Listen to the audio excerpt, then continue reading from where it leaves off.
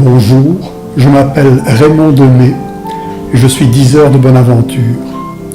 Je suis également analyste existentiel et life coach. C'est la 19e fois que je m'adresse à vous et la seconde fois que je vous parle de la Mansi, que peut être le tantrisme. J'ai préparé un petit bout de texte que je vous lirai et que je commenterai le cas échéant. Allons-y. Le tantrisme serait donc une mantique, une histoire, une bonne aventure, une matrice à raconter un tas d'autres histoires également. Et il emploierait un corps imaginaire en guise de métaphore. Ben oui, c'est ainsi que je le vois. Et il me semble dès lors important de mettre l'accent sur le côté imaginaire de ce corps-là. Car à trop le rabattre sur le corps médical, le corps bidoche fait d'organes et de rien d'autre, on finit par le déspiritualiser, c'est-à-dire par n'en plus concevoir que l'aspect matériel. Or, l'imaginaire est bien souvent ce qui organise, qui met en route, ce qui finit par s'exprimer matériellement, tandis que le mouvement inverse a tendance à tuer l'imaginaire la plupart du temps, à le réifier, à en faire un objet, et à réduire le corps tantrique à n'être plus qu'un corps de rêve, un être onirique, un ça dont il convient de contrôler sévèrement la moindre expression. Et ce n'est pas pour autant que je mettrai de côté les interactions incessantes entre corps imaginaire et corps matériel. Elles vont dans les deux sens, ces interactions. Je me contenterai de privilégier l'aspect subtil de notre organisme avant d'en considérer la matérialité, question de contrebalancer la tendance matérialiste actuelle. Et je m'en tiendrai à la superbe petite phrase de Shakespeare dans The Tempest en 1611, « Nous sommes faits de la même étoffe que les songes, et notre vie infime est cernée de sommeil. » Mais revenons au tantrisme. Il y est question d'une kundalini. Ce terme désigne un quelque chose enroulé en spirale qui fait penser à un serpent. D'autant que l'animal, qui vit lové dans notre bas-ventre, est réputé se dresser jusqu'à notre fontanelle. C'est un serpent d'énergie en quelque sorte. Et il n'est pas seul. Il y en a deux, comme ceux qui exécutent un mouvement en spirale autour du caducée du dieu grec Hermès.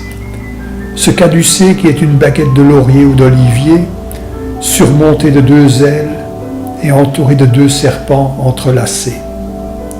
Et qu'il ne faut pas confondre avec la coupe d'Hygie, un seul serpent autour d'une coupe, qui est l'emblème des pharmaciens, ou avec le bâton d'Esculape ou d'Asclépios, un bâton autour duquel s'enroule un seul serpent, qui est l'emblème des médecins. Le caducée d'Hermès, donc, ce dieu réputé mettre en contact les trois mondes, celui du bas, du milieu et celui du haut, et dieu tutélaire des hermétistes et des alchimistes, son caducée montre les deux serpents qui sont les deux énergies dont parle le tantrisme, Ida et Pingala. Quel lien providentiel quand même entre l'hermétisme occidental et le tantrisme indien. Ida et Pingala. Il s'agit de deux nadis, de deux courants énergétiques entourant Shushumna, le bâton en quelque sorte, qui forme la colonne vertébrale imaginaire du corps énergétique, tout aussi imaginaire, dont traite le tantrisme. Mettons que via la plante des pieds, puis les jambes, deux courants énergétiques en provenance de la mère Terre, cette puissance instance imaginaire elle aussi, ces deux courants grimpent en nous et se rejoignent une première fois en un endroit situé entre sexe et anus. Ce premier croisement, cette première rencontre de ces deux nadis est appelé le premier chakra, Muladhara Chakra. Puis ces deux courants se séparent à nouveau et se rejoignent en cet endroit du corps que les Chinois appellent le Tantien et d'autres le Hara, qui est le centre énergétique de notre organisme sur lequel se concentrent entre autres les praticiens du Tai Chi Chuan. Il s'agit d'un endroit situé 4 doigts en dessous de notre nombril. On le nomme Svadhisthana Chakra. Puis les deux courants, Ida et Pingala, se séparent de nouveau et se rejoignent à 5 autres reprises, à chaque fois au niveau d'un des 5 chakras restants, car il y a 7 chakras en tout. Nous reparlerons plus avant de la signification ésotérique du nombre 7. Le 3e chakra est celui du ventre, Manipura chakra. Le 4e chakra est celui du cœur et des poumons, Anahata chakra. Le 5e chakra est celui de la gorge et des bras, des mains. Il se nomme Vishuddha chakra. Le 6e est le chakra du cerveau et du 3e œil, Ajna chakra. Et le 7e chakra se situe au niveau de la fontanelle et nous relie au ciel, imaginaire bien entendu. On l'appelle Sahasrara chakra. Et voilà présenté en très bref la mécanique énergétique de notre corps imaginaire, j'insiste.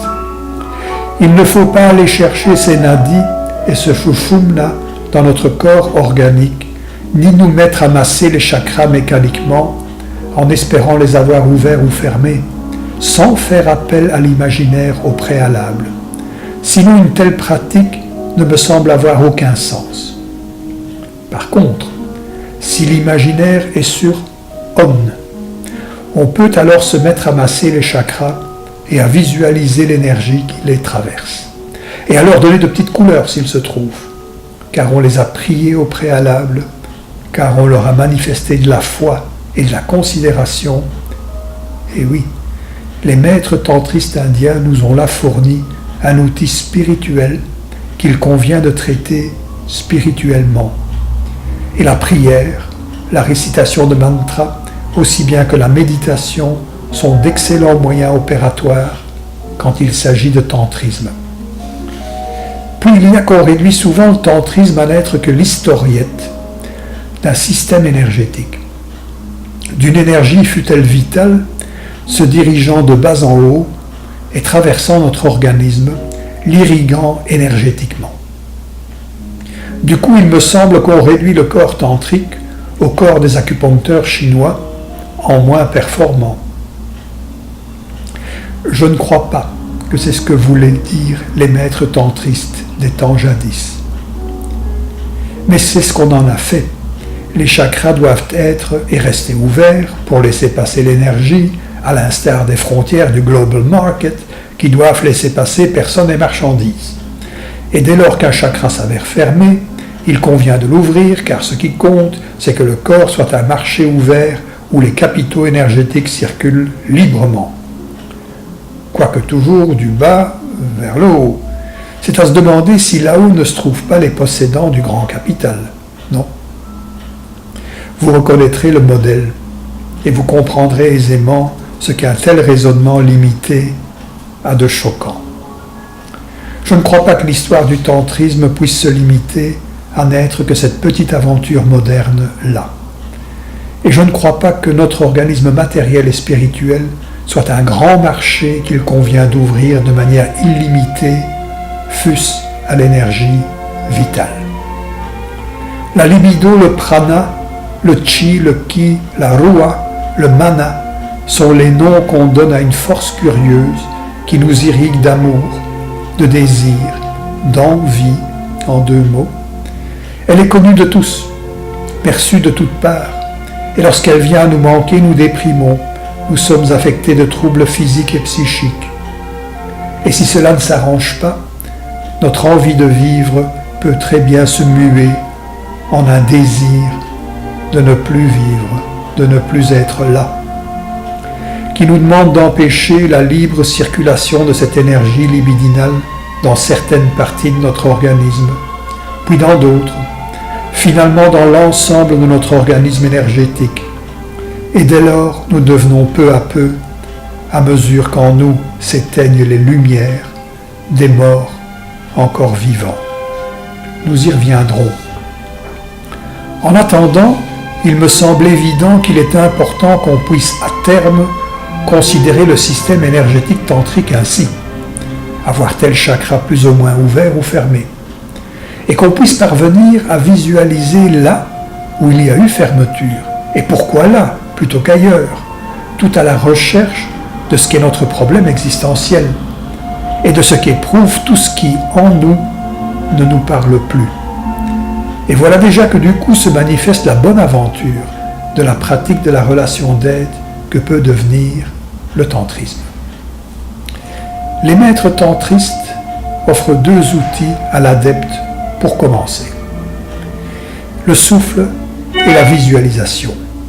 Ce qui nous montre combien la démarche est intérieure et plutôt méditative qu'active et extérieure, du moins au départ.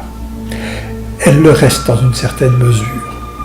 Et combien il nous est demandé d'expérimenter sur nous-mêmes d'abord, avant de proposer nos solutions à d'autres. Car il n'y a pas de solution bonne pour tous, ni de solution simple d'ailleurs. Et quand on entend qu'il faut simplement faire ceci ou cela, il s'agit d'euphémisme et de rien d'autre. Puis il y a que le tantrisme nous offre bien plus d'outils que ces 2-là.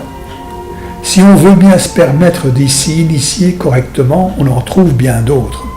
À chaque niveau, à chaque chakra, nous est proposé un monde d'expérimentation et le développement de nouveaux moyens pour poursuivre la voie ascendante menant de Muladhara vers Sahasrara, de notre fondement vers notre fontanelle. Mais ne va-t-il que dans un seul sens, ce sentier initiatique? Je ne le crois pas. J'ai tendance à croire que Muladhara sait d'avance ce qui conviendra à Sahasrara, et qu'à son niveau déjà s'opère un tri énergétique sélectif. Comment expliquer sinon que nous ne sommes pas tous attirés par les mêmes choses, n'en déplaise à ceux qui nous imposent la mode, ni d'ailleurs par les mêmes personnes? À mon avis, tout commence là. Le ça, qu'il soit freudien ou qu'on l'appelle Muladhara, le ça sait. Il sait dès le départ ce qu'il veut et où il va. Et il aura fort à faire pour y arriver, à l'instar du mat de l'ancien tarot de Marseille. Mais notre bonheur énergétique libidinal est à ce prix-là. Il en dépend. Et c'est peut-être bien ça, l'aventure existentielle que nous propose cette roue de sagesse qu'est le Tantra de la Kundalini. Voilà pour l'heure. Hasta la próxima.